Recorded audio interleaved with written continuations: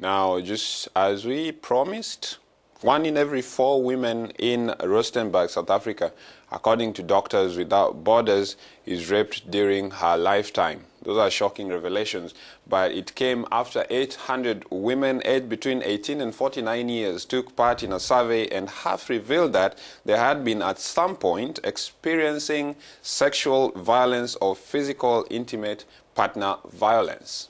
The majority of those living in Rustenberg are men, meaning that it's the country's mining belt where several miners are concentrated.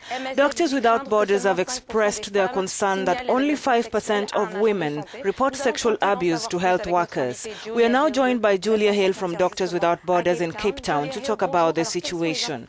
What are the main points you noted in this report? We found really high levels of sexual violence in the area. So 1 in 4 women had been raped in their lifetime, which means that in the area we estimate about 11,000 women and girls are raped each year. But what we found particularly concerning, in addition to the high levels of violence, are that only about 5% of women who are raped tell a health facility. So they're not seeking care after they have been raped, and so we are missing opportunities to be able to provide social support, to prevent HIV, to prevent unwanted pregnancy, and to prevent other diseases as well. According to you, Julia, what should the health officials do now following the report? There are many barriers to women accessing care. So one is that just individual attitudes or social attitudes towards sexual violence. Women may not even perceive forced sex when they're in relationships as rape or sexual violence, so they may not want to seek care. At the same time,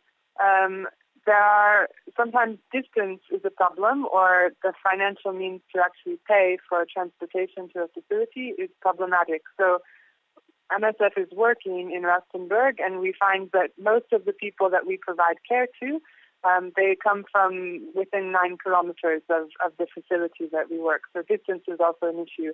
But another issue that's very concerning is that very few people know about the benefits of receiving medical care after they've been raped. So of the women that we surveyed, only 50% knew that there was a treatment you could take after being raped to prevent HIV. So they're not aware of that you can take post-exposure prophylaxis and prevent HIV infection.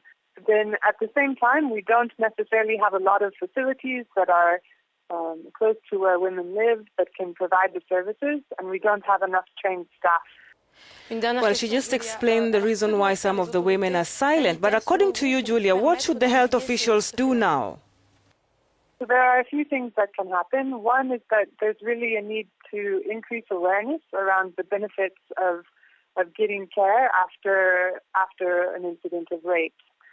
Secondly, we need to make sure that we have services available where they are needed. While we need dedicated services at hospitals, we also need primary healthcare facilities to have trained staff on hand and to have the medicines and vaccines that they need, and the counselors to provide survivors with support and treatment. And finally, we really need a very coordinated government response to this. The response to sexual violence isn't just about health, it's also about legal services, it's about social services, and it's about changing attitudes through good leadership. Well, sexual violence against any human being, we at Africanews, I think we take that stand. It's not cool